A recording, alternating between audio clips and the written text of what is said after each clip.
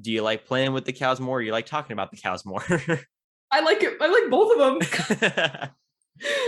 Well, Well, and hey, that's, I do agree. Like, I have concentrated what I want to study down to dairy science, but my next problem is that if I go to grad school, like, obviously I need to focus in a certain part right. of that, or at least a certain part of animal science within dairy science that I want to focus on. Yeah. And that I gets guess pretty broad. that's my dilemma right now is Yeah. I really like physiology, but I like it with calves that are 0 to 60 days, Hmm. or like cows that are transitioning between dry period and fresh, Gotcha. Yeah. um, and like the metabolic diseases that are going on with that. And those are not the most heavily studied research areas that professors are looking at. So that's my dilemma, is trying to find a professor that's doing research in an area that I'm really interested in, that I want to like focus on. Hmm. So You could pioneer it. You could be the first researcher. oh man, it's possible, yes. Yeah.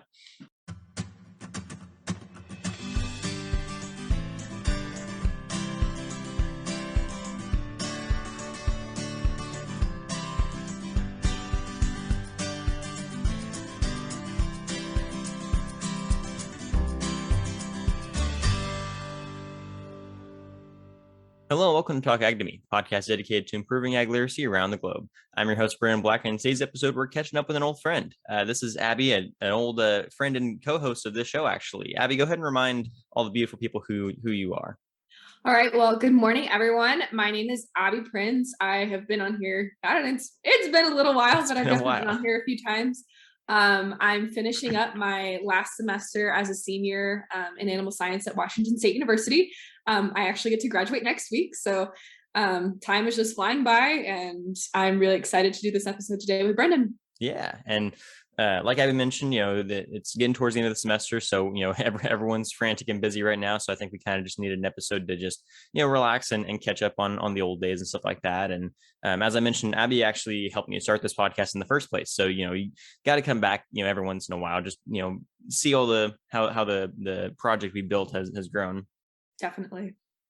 So I think let's just start off on, how long has it been? It's been a while since we last talked. It's been a while. Yeah. Yeah, it's been a while. I know a lot. It's it's okay. I've been busy on my end too. I know the last time we talked, you talked about having a project you were working on that got delayed because of everything shutting down. Did you ever get to finish and present that project?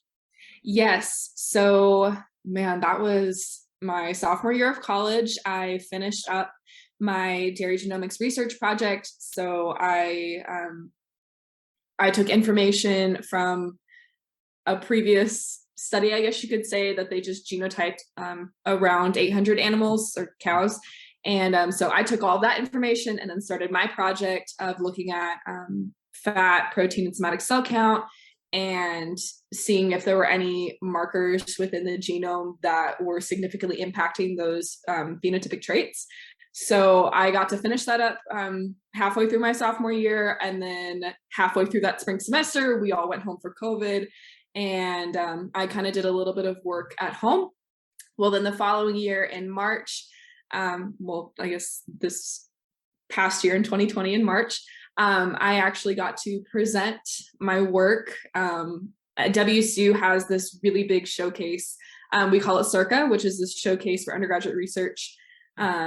And so I got to present my research to a different panel of judges, and yeah, it was a pretty cool experience to be able to like go through basically the college version of like the science fair, I guess would be like a really good analogy for it. Just to talk about what I did with my research and the application it will have in the dairy industry. So that was a lot of fun and a really good experience. So I'm glad that I got to do it, even though it was via Zoom, but it was still a really great opportunity. Awesome. And well, I'm assuming since it's a research project, you had a hypothesis. Were you right in what you assumed was going to happen? Yes. So yes, I had the hypothesis that there were going to be significant markers within the genome for each of those traits. I just didn't know how many of them there would be or how significant they would be. And I actually had really significant findings with my work. So There was a project, another student kind of followed up on my work a little bit, and she's still working on it to see how much further we can take that information and what else that we can find regarding those phenotypic traits and some others. So it's kind of nice to see like the next step in that process as well. Yeah, that's awesome. I mean, that's really, down to a level that, I mean, even most people in the ag industry don't always think about, just getting all the way down into the genetic code of the livestock that we produce and figuring out if, just the tiniest thing could have a massive impact on, the cows that we see every day on the dairies we pass by, especially, around our hometown of Tulare. Got cows everywhere. But that's really interesting. So when you presented, what was that experience like? If was it just kind of you talking to the panel about what your project was? Was there like a question and answer kind of system? Was it more of like a conversation? What was could you kind of describe that experience a little more? Yeah. So I was actually in a group of 3. So it was myself, 2 other students, and then 3 judges like that were in our breakout room on Zoom. So each of us like took turns that the judges would just ask us questions, and they reviewed all of our information beforehand. So during the questions, like we got to talk about our project a little bit, but obviously answering what they wanted to know in a little more detail. So I was the last person to present my information or answer questions. So it was really nice to watch other students go before me, kind of hear about their research.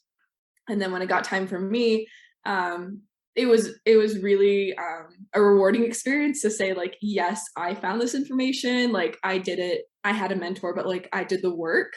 And that was probably the most rewarding experience out of all of it, was that I did it, and like I get to tell you what I learned from it and what I gained. So that was really cool. And then at the end, there's quite a few. I couldn't give you an exact number of how many students present at this showcase, because when we're all in person, there's easily over 200 students that have projects that come to Circa and like showcase their research.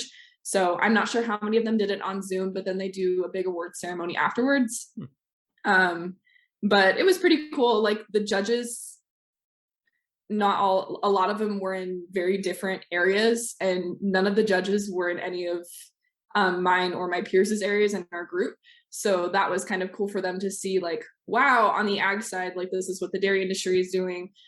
There was one girl in my group that had information or did studies on the research bears that we have on campus. So that was pretty cool. And then another student did something based on plant science. But because none of our judges have expertise in any of those areas, it was really neat to be able to tell them like, yeah, this is what we did and why it's important to the industries that we're involved in.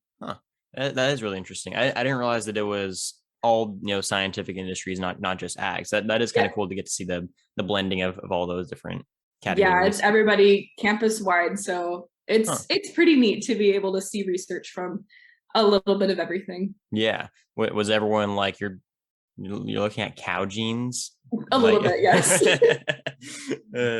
Like it's important though. Like the dairy industry is so heavily focused on genetics. So especially in those kind of phenotypic areas. So it's really important, the research that I did, and hopefully that like it can go further along in the dairy industry. Yeah. I mean, I'd even be curious to see on the beef side of things, if there's any kind of relevance to that same kind of research, because I mean, obviously we know in like the beef industry, black cattle sell for more than red cattle. So understanding that, phenotypic difference could be huge for something like that even. So yeah, there's definitely a lot of potential for expansion on that realm of research. I think that's really cool. Yeah. Awesome. Well, to let you in a little bit on what we've been doing over on this side, we actually, so the time this episode comes out will be like mid-March. So about a month from the time this episode comes out will be the 4-year anniversary of Talk Ag to Me. Are you serious? Yeah. Dude, that's awesome. Yeah. So almost 4 years ago, we were sitting in Kawhine's classroom recording our first episode. Wow, that is so long. Don't age me like that. Yeah, it's been, it doesn't feel like 4 years at all. Like I'm working on the 4th season right now, and I'm like, yeah, it's my 4th season. And I'm kind of looking at how many episodes we've done. Like people, for some reason, the past like couple months, people have been asking me about how many episodes have come out of this show. We're like 115 episodes or something like that. Like Wow. way more than I ever thought we were going to produce. Kudos. Thanks. So yeah, that's been fun. But I think we talked about it a little bit the last time you were on, because that was around the time we were starting to experiment this kind of stuff. But we've transitioned more into kind of like a hybrid conversation style. So we have, initially we were obviously just interviewing ag people and getting ag perspectives, and then I kind of transitioned into the non-ag realm and started, getting their perspectives on stuff. And then we kind of played around with some ideas of having people ask me questions, and then I ask other people questions, and we have like a little rotation system. This season obviously is all stars, so I'm bringing back all of my favorite guests, and and catching up on the old days and talking about new stuff, and having fun with that.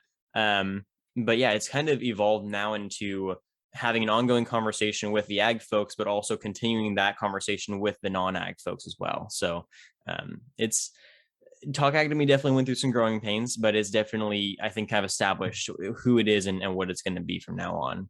Yeah. How have, or I guess, so in college right now, one of the final classes that I'm taking is a science, or a class on environmental science, climate change, and policy. So as one of the only ag students in this class, I have found it very interesting to meet other non-ag students via just online information, like where it's just an online class, but to be able to provide that ag perspective to them and to see what their perspective is. I'm sure that you've experienced this, like talking to non-ag related people. Oh, yeah. It is quite the eye-opener. It really is. Yeah. No, it's been an interesting experience. So it's funny, when I started kind of transitioning over to the non-ag side of things, I started talking to what's his name, Tim Heydrich, I think, or something like that. He runs a podcast called The Future of Ag. It's actually the first ag podcast I listened to before starting Talk Academy. And he actually reached out, or I reached out to him, and we were able to connect. And he told me, you got to have a target audience, you got to have your ideal, listener in mind, like, in which we kind of did that, when we planned out Talk Academy. But I didn't realize it until like a couple months ago, but my target audience has been kind of our age range up to around like 30s, like early parenthood type, age range is kind of what people are interested in.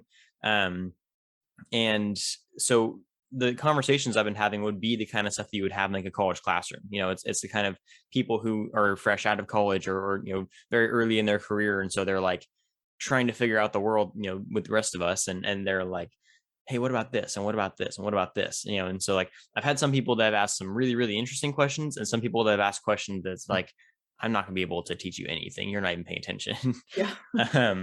But no, it's really cool. I mean, I've had people on here that have asked like genuine questions about like, the environment and like the impact that ag has on, the natural world. And I basically have had, I kind of had like an eye-opening moment for myself, as a ag educator. I kind of learned that there are parts of ag that I didn't really have a firm understanding of until they asked that question. And I was like, oh, I actually don't know that. And then I started doing research on it. I'm like, okay, now I can answer this. And I come back to him and say, okay, well, actually it's this, but a lot of the people I've been having on here have been asking questions that are very much not what I expect. Like I'm always expecting people to be like, okay, are GMOs good or bad? Is ag really killing the planet? Like very like one-sided, very easy to answer questions. And a lot of them have been very like in-depth, like complex questions that I don't even have full ability to answer, without some kind of professional background. Right. So I always have to give them like the disclaimer of like, this is what I've found in my research. I'm not an expert though, so I might have missed something here. But I mean, I've had people that have asked stuff like, is there anything that ag can do to help with the environment? Which I always cover, I always bring in like cover crops and genetically modified crops that are nitrogen fixing, or having like regenerative grazing methods that can help the kind of reverse desertification in some areas, like some of those kinds of projects. But they ask stuff like, way out of left field that I'm like, whoa, that's actually a good question. Where'd that come from? Yeah. So it's been a very, like you mentioned, a very eye-opening experience, and to say in the least, because it helps me be a better educator, and it gives me more hope that there are people out there who actually want to know about ag. They just don't quite have the resources to learn it for themselves. Definitely. Yeah. So besides the the project you mentioned earlier, have there been any other projects you've been working on lately? No. So after that project was complete and I did the showcase and I presented my research, after that I was prepping for my internship out in New Mexico, did that, absolutely loved it. And Washington State decided, okay, we're going to be online. So I talked to my boss and I said, do you have any job positions? And they hired me on full time, and it's kind of history from that point. So Nice. I worked a full-time job, 60 hours a week, was a full-time student for a full school year. And that Wow. was tough, let me tell you. Like that was probably the hardest year of college I've ever had. That was tough. Yeah, I can And then to imagine. be able to transition back to campus this semester has been such a blessing. To be able to finish out my time here as a student on campus in class. I have definitely missed it. It's not the same. And I'm sure that other college students feel the same, or at least the peers that I have talked to. They're like, yeah, it's not the same being back here. But I'm definitely glad like I came back, and Yeah. then now to be able to graduate a semester early is kind of exciting. So now it's just finding my next big girl job. So that's the next chapter that I'm trying to open. That's awesome. So are you going to be looking more for like the research side of things, or more hands-on kind of stuff, or kind of what's your desire? If you could have your ideal job, what would you look for? So I really want to go back into the dairy industry in production, specifically Mhm. with calves. I have found that that is my utmost, largest passion in my entire life. Um, I really enjoyed the company and the site that I was working at. We had 24,000 head roughly when I left. Wow. So obviously that's a lot of calves to take care of between 3 and 90 days of age. Mm. So I've definitely found that that is the place that I want to be. But I've also kind of opened my eyes to what's it like working with dairy, working with beef. Mhm. I've possibly considered going to or thinking about grad school, Mhm. going into more of extension type work or even teaching in the classroom. So right now I have almost too many options to pick from, but I'd rather have too many than not enough. Yeah. So that's always something nice to see, but trying to keep my mind open to any opportunity that comes my way. Nice. Yeah, you're definitely in the right position to just kind of, pick whatever path, opens up to you. So I'm kind of in Definitely. a bit of a similar route. I'm kind of racking my brain trying to figure out what I want to do, because I mean, I still want to be a teacher. The question is what and where and how, like Yeah. I've been more recently made aware of other education projects that are outside of the classroom, like obviously the podcast is great, but in terms of long-term long term what's what I'm looking for. Um, my brain just completely scattered. I have no idea what the word I was looking for was. Starts with an I. Um, Money making. Can't help you. That word. um, I can't remember. I can't believe I just income. That one. Gotcha. Um, it's.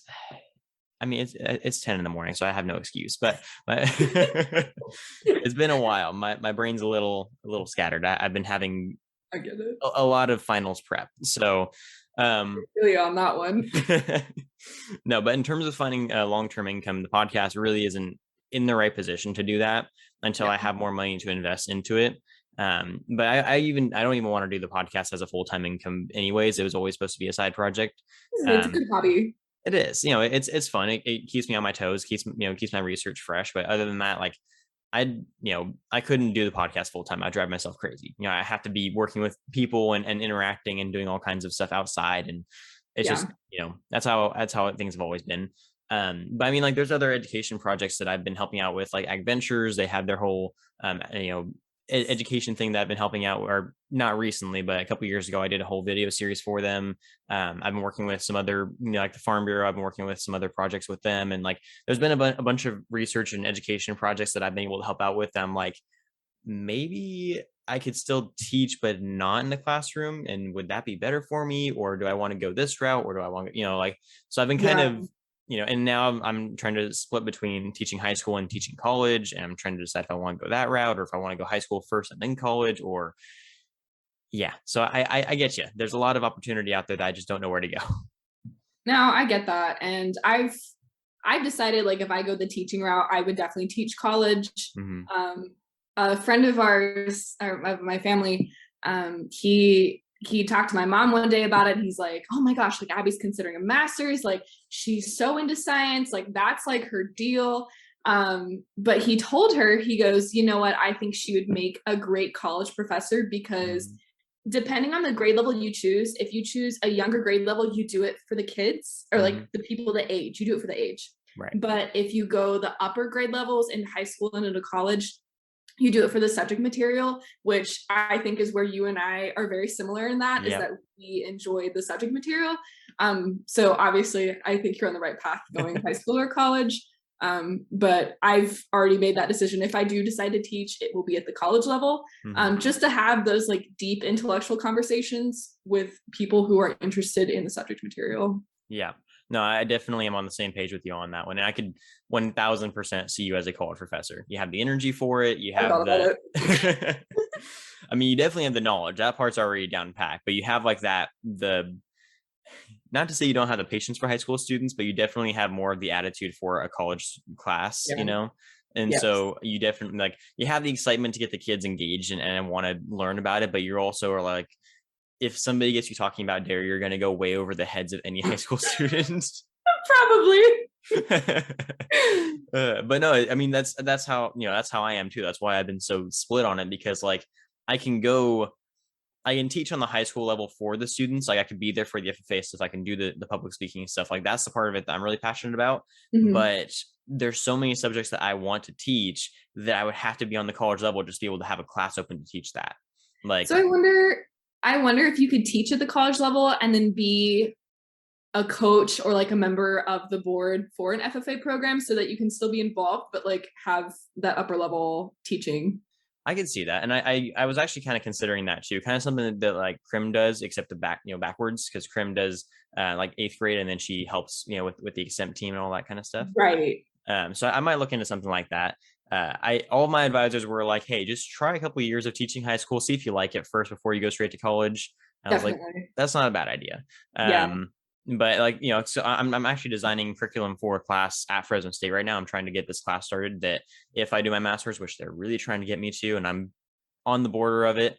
But Would if you I, stay there for your master's or would you go somewhere else? well, that's the thing. Like if I get this class finished, then they said I could teach this class as my master's project, Oh, which would be wow. awesome. But it'd mean another year here at Fresno State. So, and it's a lot What's of one money. more year in the grand scheme of things? That's what my professors keep telling me. They're like, Abby, you would make a fantastic graduate student, like master's or PhD. And I was like, dude, but that's just like more school. And I've been in school for the first 21 years of my, or this Yeah. minus 5. I've been in school for 16 years of my life. They're like, what's another 2 or what's another 3? And it's like, oh, come on, guys. Right. It doesn't sound that bad at first. Like, oh yeah, it's just 2 years. And then like you're in it. You're like, why did I do this? This is 2 years. I could have been doing something else. A little bit, yeah. So yeah, I'm kind of stuck on that. It's an animal behavior class, which is like right up my alley. So I Ooh, absolutely yeah. love animal behavior. And so I was like, this would be a really cool class to teach. And it's a very basic class. I think it'd be like an intro class for somebody that doesn't have any background experience with animals, that really needs to understand. Because like I'm in all my animal science classes, and there's people in there who are like, it's like an upper level animal science class, and they're still scared of going near the cows, or they're still scared of moving pigs, or Oh, like, yeah. so Yep. like I know how that goes. so I've basically been saying like we need to have some kind of intro class that teaches everyone the basics of animal behavior, has them get familiar with using equipment, has them getting familiar with like hurting animals and being near them and feeling them up and that kind of stuff. And so that way they're comfortable with those animals before they have to go do some of these more practical animal science classes. Yeah. And I passed it by my department head, and he was like, that's a great idea. If you go into your master's project, you could teach that class. I was like, that'd be super cool. But that's another year and a lot of money that I don't have right now. I don't know. I think you should look into it. I think Yeah. that's a pretty good idea, because what I have also been told about master's or graduate degree programs is that like, yeah, you have to pay obviously tuition, but as a master's or a PhD student, you will get a stipend Hmm. to help cover that, or you can apply for an assistantship, which means that like the school will pay for your tuition, you just pay like semester fees. So it's a lot less money coming out of your pocket, and you get paid for doing a class that like you prepared. So Right. Yeah. I No, would I mean, consider it. That would be really cool if I could do that. It's just going to be, I mean, I know there's a grant you can apply for here at Fresno State to get through your master's. The question is whether or Yeah, not I get it and all that kind of stuff. But I mean, like, you know, just going back to the example of like the high school versus college education kind of stuff, I could never teach that class on a high school level. Nobody's going to let me start an animal behavior class in high school. Like right. it'll be like an intro to animal science class, and I get like a week to talk about animal behavior, and that's it, you know? Yeah. So it's kind of one of those things I'm like, for what I want to teach, college would be better. But for the interactions with the kids, high school would be better. So I'm kind of split. I don't know yet. You have time. I do have time. You're That's not what I wrong. keep getting told to do is, Abby, you have time. And I'm like, no, I have to start the next thing right now. No, Abby, you have time. So I'm going to tell you the same thing everybody keeps telling me. You have time. Yeah, people keep telling me that too. And it's like, part of me is tired of hearing it. The other part of me is like, yeah, they're right. I need to stop worrying so much. That's me too. No, but I think that you're in a bit of a not easier position necessarily, but I mean, like you definitely have a clear, you know, at least you get to stick to dairy science. So like, you know, you're going to want to work in dairy science. Like that at least gives you some options. You just have to decide, do you want to go more on the intellectual side or more on the production side? Not the production is not intellectual, but you know what I mean. Yeah, I know what you mean. You know, so like you have that path of like, you know, do you like playing with the cows more, or you like talking about the cows more? I like it. I like both of them. Well, and Hey, that's, I do agree. Like, I have concentrated what I want to study down to dairy science, but my next problem is that if I go to grad school, like obviously I need to focus in a certain part right. of that, or at least a certain part of animal science within dairy science that I want to focus on. Yeah. And that I gets guess pretty that's broad. my dilemma right now is Yeah. I really like physiology, but I like it with calves that are 0 to 60 days, or like cows that are transitioning between dry period and fresh. Gotcha. And like the metabolic diseases that are going on with that. And those are not the most heavily studied research areas that professors are looking at. So that's my dilemma, is trying to find a professor that's doing research in an area that I'm really interested in, that I want to like focus on. So You could pioneer it. You could be the first researcher. oh man, it's possible, yes. Yeah. I mean, if you become a college professor, you could even specialize in that as your, you know, like you specialize in dairy physiology, but only for these age periods. And then you have your students do research on that, and they basically do the research for you. Then you just have you have the opportunity to go play with cows. And that sounds bad, but you know what I mean. You're gonna do all my work. Well, they get the ground started for you, because like the whole part of being a college professor is not just to teach everyone about what you're learning about. It's to learn with your students, right? You know, you kind of practice what you're talking about. That way you're understanding it better yourself. Yeah. So it gives you the opportunity to teach them about what you know about it so far, but then you get to do your own research, and you'll probably even get paid to do that research, so that way you can become a better professor for them. Why you convinced me to go to grad school here, Brennan? Hey, you're trying to convince me to go to grad school, so this is payback. This is payback. But oh man, I'll throw it back at you. You have time. I have time. And that's probably the phrase I've been hearing the most the past couple months. You have time. Yeah. Like, yeah, I have time, but like, how much time do I really have? Right. I mean, well, yeah, you're graduating a semester early, so your time's even a little bit shorter than the average person. Yeah, because I've heard from most people that like go to grad school, like it's pretty common to take a gap year. If I decide to go to grad school, I'd really be taking like a gap semester, and obviously over the summer as well. So a little bit less time. Yeah. Yeah. I mean, you know, you have some time to mull it over. Maybe next semester, just kind of work on, you know, working in some different dairy areas and kind of seeing what clicks the most, and then just kind of go from there. And, you know, if you work with calves for a while and you realize, well, you know, they're fun, but they're not quite, you know, what I thought they were going to be, then go work with, you know, some dry cows and kind of see how that feels, and, you know, just kind of bounce around. I mean, it's like you said, you know, you have the experience and the knowledge and the passion to work in really any dairy field that you want to. So you just have to kind of find the places that'll take you in, and then just go play with the cows. Definitely. Yeah. If I could get paid to play with calves all day long, I would be in heaven. That is my most ideal job. If I could just play with the babies, golden. That would be a fantastic job. I would take that every day. It's the best, let me tell you. The time that I got to play with babies, oh, Yeah. they melt my heart every single time. Like Maybe. last year, so at work, I Mm. guess it was this year. So in February over Valentine's Day weekend, we had a massive snowstorm. Like 3 days, it was a ton of snow. Well, so we had this building that we would park all of our or at least some of our equipment in. So we moved all the equipment out and we put down a bunch of like straw and bedding, and then all of our cabs that were really sick or like extremely cold, we would put them in there. At one point we had 48 calves in this like Jeez. little building. Well, we have to feed all of them, right? Twice a Right. day.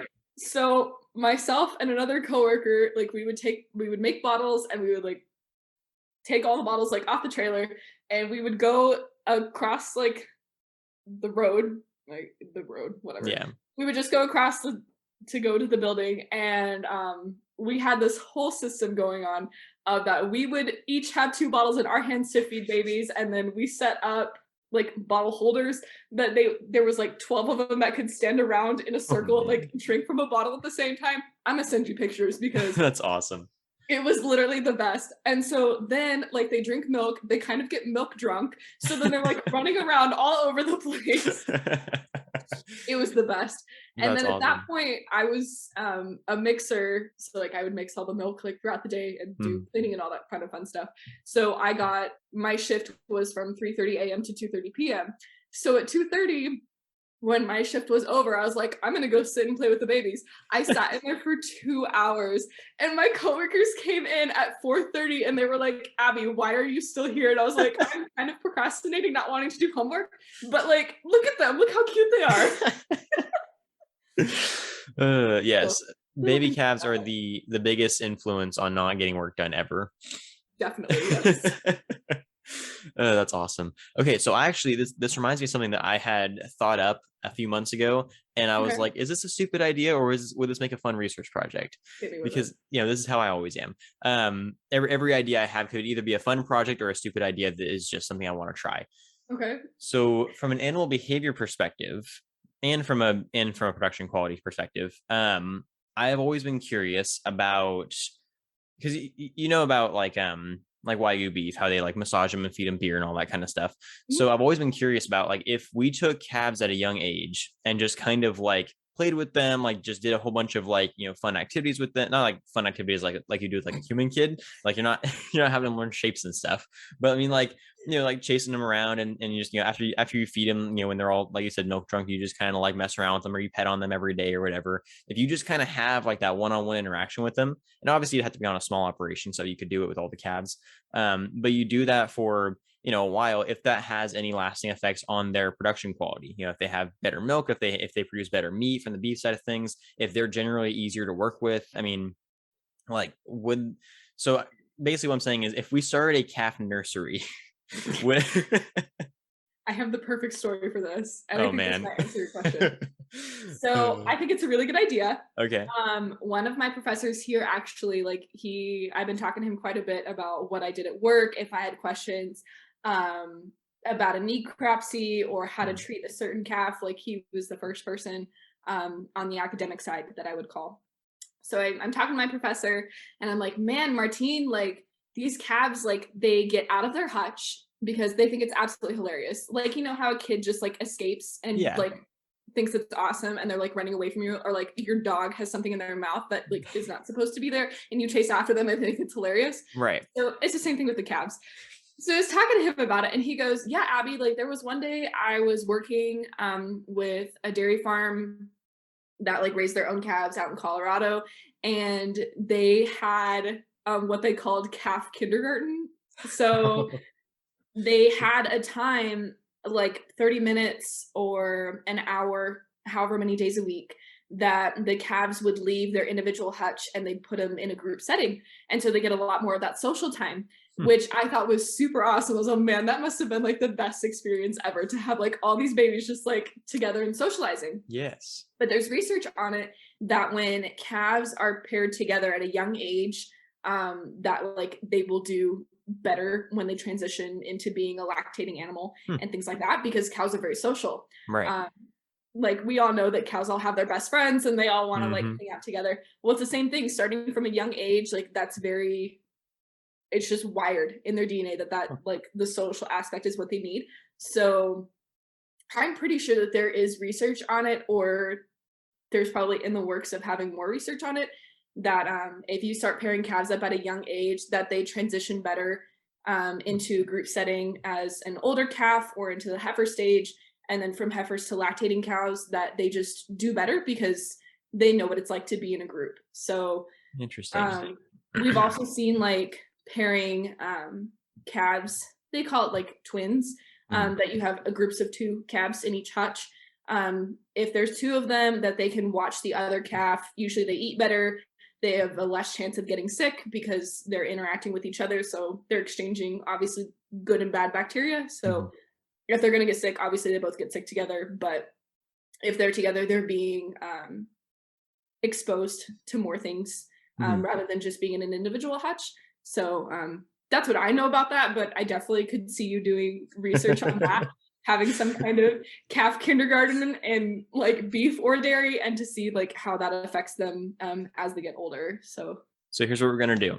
We're gonna start the first California cow kindergarten. all right.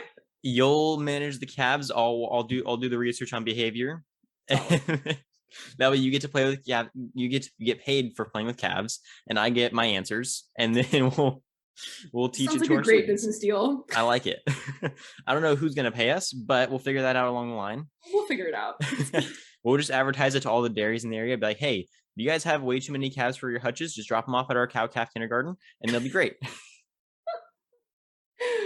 It sounds great. I like it. I think it's a great business model, and I think it'll be great for research. And it's it has one other advantage.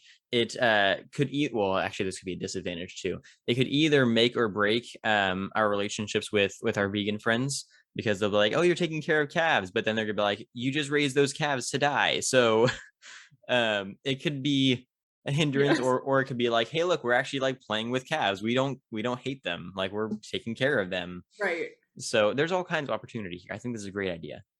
I like it. I'm down. Awesome. All right. So that's going to be our graduate project. We're going to cross over schools. Graduate project. Oh my goodness. We'll write a whole thesis on it. It'll be fantastic. Oh yeah. But yeah. So any other updates or life things going on? Just trying to like survive the last semester of school, like get Yeah. good grades and trying to like absorb every moment. Yeah. Because college I feel like went by so fast. Mhm. And I think even more so because we had that year, almost year and a half, like off for COVID. Like I actually met with my advisor yesterday just to kind of talk to her, tell her thank you for everything. And she was like, I think your college experience would have looked a lot different if we weren't off of school for so long, or at least away from it. And I was Mhm. like, yeah, everybody's would have looked different. I'm sure that like things would have been different for me, um, as they were for everybody else. But everything went by so fast. So like this semester, I'm like, okay, we just finished week 14 yesterday. Next week is week 15. It's last week of class. And then I'm done. Like Mhm. that's kind of mind blowing that I've been telling myself all semester, like stay involved, stay engaged, go find new things to do with your friends. And so I'm satisfied of what I've done during my entire time in college. Like I haven't regretted anything, which I think is really important because I feel like a lot of people leave college and regret that they did something or didn't do something. So I'm grateful for all the experiences that I've had here. And I'm excited to see what the next chapter in my life will bring. Um, just trying to figure out what that next chapter is the biggest thing right now. Yeah. That's awesome. Well, it sounds like you definitely had, I mean, yeah, we all kind of had a year, year and a half stolen from us from our Yeah. college experience, which is definitely not ideal. But, I think that there was some good that came out of it, and also obviously a lot of bad, but it made us appreciate, the time that we had on campus and with our friends a little bit more, because we, never knew when we were going to get to see them after everything shut down. But no, I get what you mean. I think that's it's good to, to come away from it with the mindset of like, I'm going to cherish every second I had, because I don't know if I'm going to get to have this again, especially with college, because we're hopefully not planning on coming back, but you never know. We are a little ambitious when it comes to education, so I could definitely see you coming back in a few years and becoming Dr. Prins. Wow, just like the sound of that. That's See, funny. I can't get my doctorate because then I would sound like a supervillain. So, Dr. Black just sounds a little mysterious, but at the same time, it would be kind of cool. I'm just like walking like, I'm a Professor Dr. Black, and they're like, oh, I'm terrified of you now. So, but no, I think that it's a good, it's a bittersweet time, because well, I have the opposite problem that you have. You're graduating a semester early. I'm graduating a semester late. So yeah, it's okay though.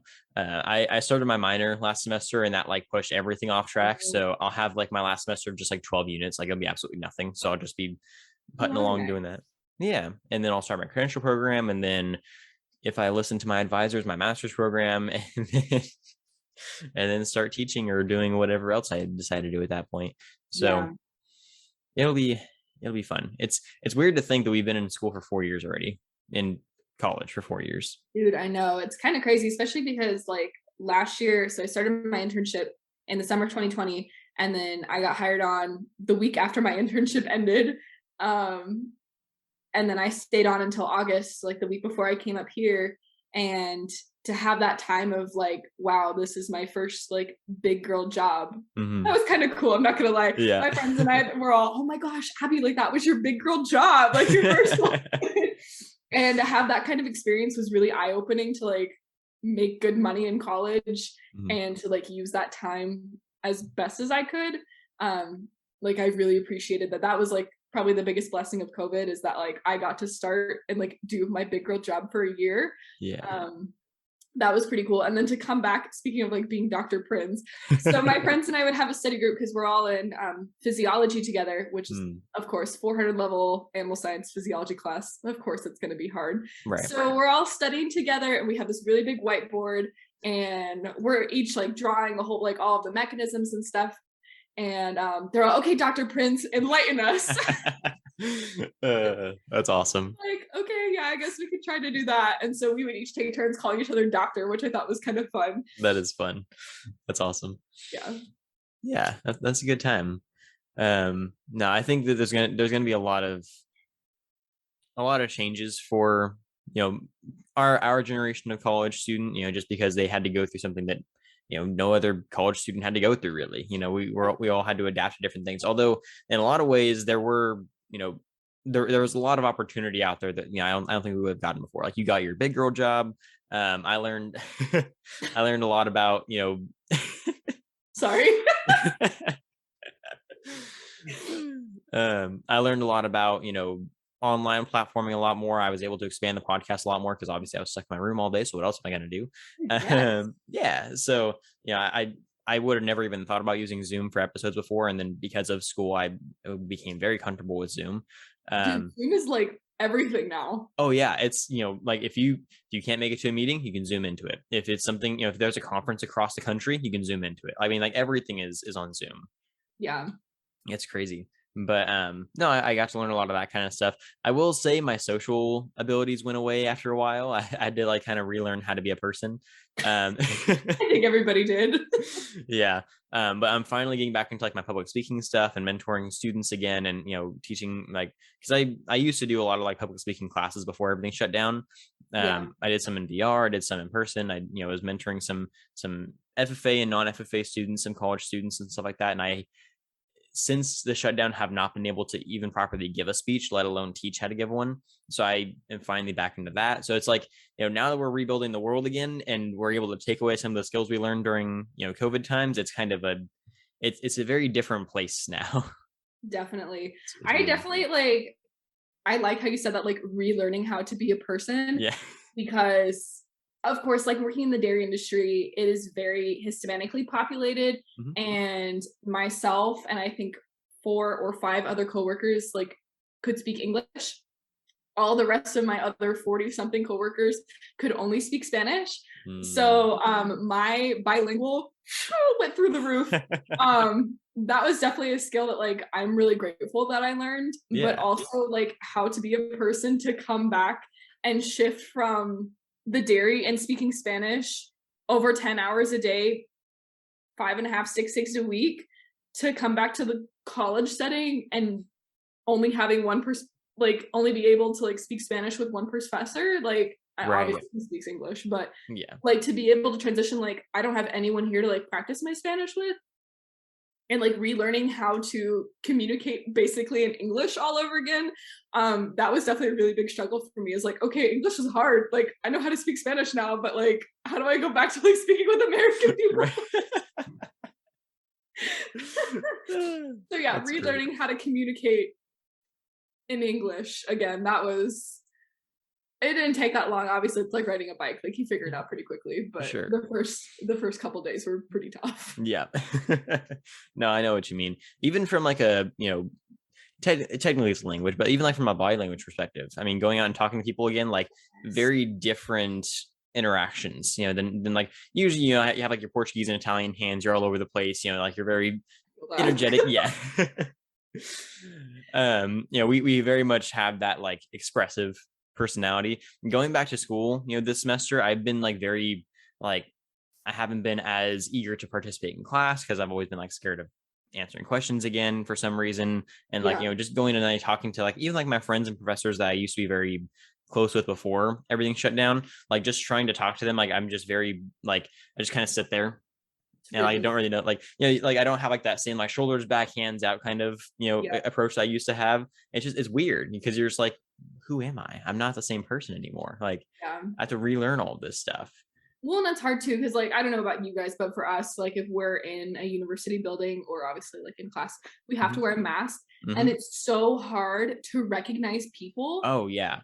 Or they're like, "Hey, Abby," and I'm like, "I don't remember who you are. Like, take off your mask and let me see who you are." Right. Like, I have definitely really struggled with that, and I'm sure that like others, especially new students, I couldn't even Mhm. imagine like trying to make friends right now because Oh you man. can't recognize anybody. You see this much of their forehead, and honestly, they're not wearing the same clothes every day unless they wear the Right. same mask. Then it's like, "Oh yeah, I know who you are." Right. But like that has been a humongous struggle. It's like I don't know how to recognize my friends because I can't see the full face. I've That's had been a people struggle. that I had Zoom classes with that recognize me on campus. I'm like, I have no idea who you are. And they're like, we had a Zoom class together. I'm like, I you expect me to look at every single box on the screen every time? Like, I'm not gonna see everybody. Like, You're memorizing everybody. You're okay. So when I come on campus next semester, I'm gonna know who each and every one of you are. right. And some of them look different. Like they say their name. I'm like, oh, that's who you are. Like I recognize your name, but I do not look like your picture at all. Like, so there's just, that kind of stuff. Or I've even had professors that learn my face with the mask on, and if they see me without a mask, they're like, who are you? I'm like, I have your class every day. What are you talking about? I do think it's funny. So I have a professor that does that. He's all, I'm gonna learn your guys' names. And it's Mm. like, oh no, like, no, you don't need to do that. This is in my physiology class. And I'm like, okay, I Oh. know what's going on in here, but like, I don't need you calling on me. Like, I don't need that kind of stress. Well, we all sit in the same seat. Mm. And I think this is hilarious because in high school, we all hated a seating chart Right. because we were forced to sit in the same seat, right? Right. But I feel like now that I'm older, I recognize it wasn't just that we had to sit in the same seat, is that we could not choose our seat. But in college, you can choose where you want to sit, but you never move your seat. And if someone sits in your seat before you do, that you get super upset about it. Oh yeah. No, you start fights over seats. That happens. Like I very easily walked into classes before and be like, that's my seat. What? Why are they in my seat? Don't they know that we have an order here? Yes. On exam day, don't even get me started on Oh exam day. man. When only half the students actually show up to class, and then on exam day, they all show up and it's like, excuse you. Like, that is the Hmm. seat I sit in every single day. Can you not? Like, Yep. Well, not to mention, if I'm sitting in a different seat, I'm gonna have a hard time. Like I'm a creature of habit. If I'm in a different environment, my brain has to adjust to that first. yes, I feel you on that one. So yeah, I very easily could miss something from the lesson just because I'm like, this is not where I sit. What? Why is that there? Why is this here? It's just like I'm so distracted by where I'm at that Yeah. I can't focus. It's just not. It's not gonna happen. Yeah, I feel you on that one. Or it's even worse in classes where they like change seats every day. Like every time you go in there, somebody's in a different seat, and you're just like, I don't even know where to sit at this point because everyone's changing all the time. Those students drive me up a wall. I'm like, can you please just pick a seat and sit there, make a Yeah. friend, and just sit next to them every day in class? Like, you don't need to Yes. keep moving around. Yes. Yeah, Yeah. I do It's know a couple of those students, and it's like, please, all humans are creatures of habit. Can you just right. like sit still, please? Right. Yeah. I don't know how you guys can change so much and still pay attention in class. It drives me crazy. Right? Well, and I think it's funny too because if you have a couple of students like switch up seats, that the professor will notice. Oh Because yeah. like my professor for my physiology class, like there was one day that like this girl will sit in a couple of different seats, and he was like, "Wait a second, like why are you like?" He's all, "I know that you sit right here. Why are you up there?" He's all, "Anna, right?" She's like, "Well, yeah, but like I felt like sitting up here today," and it's just like, ah. The professor uses your spot to know your name. Don't throw off their schedule. Yes, and yesterday, Monday, we like picked up our exams that we took before Thanksgiving break, and he was like, "Okay, so what's your last name?" And I said Prins, and he goes, "Oh, Abby," and I was like, "Whoa, why do you know my name?" Like, That's always a weird. Like I have a professor. My one of my animal science professors for my meat science class. She for like the first. So what's funny is I had her husband at COS. Like before I transferred, I had her husband over there, and he like loved okay. me. Like I was very close with him. We used to talk a lot. I was on his show team, all this kind of stuff. I got over here, and I don't think she remembers me from me being his student because she used to come and like visit our classes and stuff, and like she actually is funny. When I was doing like his show class, I had my steer or a heifer set up, and I was just kind of standing there. And she walked by, and she was like, "You need to like," she's like telling all the kids they need to fix stuff. She's like, "You need to fix that heifer's leg. You need to lift her head higher, all that kind of stuff." She walked by, she's like, "This kid's shown before," and she walked off. And I was like, What "That's is so he's cool." doing? And then like I got to Fresno State, and she didn't recognize me. Like maybe it was because of the mask, or I don't know, but she didn't know who I was. Okay. And so like for half of the semester, like she wouldn't even pay attention to who I was. I was like trying to participate in class. I didn't even really like, give me the time of day. I was like, what the heck? And then like now, like the past like couple months, she's been like calling me for everything. Like, I'm in the middle of class, I'm just like doing my math or whatever. Cause like we're doing like math on like value, like carcass value versus live value, all that kind of stuff. I'm doing my math on it. And she's like, what'd you get, Brendan? I'm like, you know my name? I feel like that's the first question that pops into any student's head when the professor calls your name. You know who I am? Well, what's funny is like after she called me, like actually this happened. I had class with her yesterday, and she did this. After she called me, she called another name, and she's like, "Is she here today?" And that's when I realized she calls specific people. So she memorizes a few names and then calls on those people for class all the time. Oh, Because if she calls somebody's name and they're not in class, she's like, "Oh." So she's not calling for people that she's looking for. She just has certain names memorized. So I don't know if she just doesn't memorize everyone's name on purpose, or if she only memorizes people who actually participate in class, or what it is. But you made an impact. That's why. yes, and I was like, oh, she remembered me. Cool. And it is a very weird feeling though. But I agree. yeah, yeah. So yeah, I think that's just about, I mean, that's it for my end. I don't know if you have anything else to catch up on, but I I don't think mean, so. I told you some calf stories. I told you some yeah, stories. good times, good times. It was nice to like catch up. Like we haven't done Yes, this in so long, I and know. I was so excited when you messaged me. You're all, Abby, like we should do an episode. I was like, oh, yes. Like, so Well, I feel bad that like it couldn't be in person, but I know. obviously like this is It's almost okay. good. Yeah, I mean, this is how most of my episodes sound anyway, so it'll be fine. But yeah, I mean, stuff happens. We're busy. I mean, the entire week of Thanksgiving, I was crazy busy, so I mean, it wouldn't have really worked out anyways. Yeah.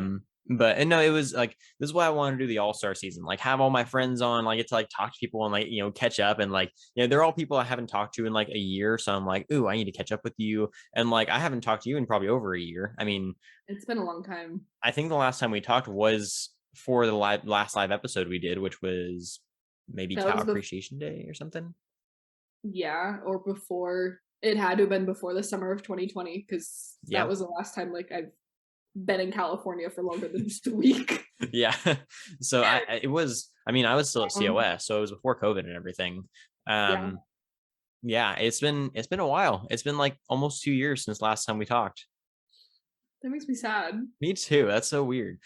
because yeah, We I need don't to think do this I've more often. we do. We just need to like even outside of the episode, we just need to have like a Zoom call or a phone call every now and then, just catch up on stuff and see how everyone's doing and all that. We can meet up at like the end of December. Yes, that'd be fun.